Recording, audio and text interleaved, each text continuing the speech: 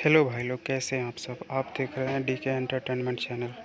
तो आप देख सकते हैं कि खेसारी लाल यादव अपने बेटे के साथ कितने बेहतरीन रील बनाए हुए हैं बोल बम के गाने पर, जो कि हाल ही में रिलीज हुआ था वेब म्यूजिक के ऑफिशियल यूट्यूब चैनल पर।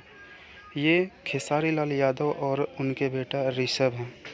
ऋषभ का भी ब्लॉग चलता है और उनके ब्लॉग का सिल्वर प्ले बटन आया था।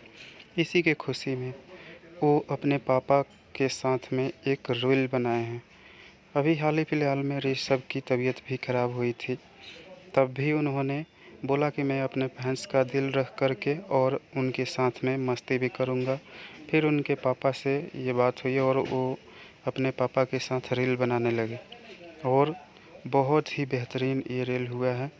बोल बम का गाना जो कि कृष्णा बेदर्जी जी ने लिखा था, वेब म्यूजिक पे ये रिलीज हुआ है। इस गाने पर बहुत ही प्यारा रील बाप बेटे का देखिए, फूल बेलपाता गाना है। बहुत ही हाई लेवल गाना था और ट्रेंड भी कर रहा है। तो ऐसे गाने को आप लोग सपोर्ट करिए, खेसारी लाल यादव के फैंस। Thank you.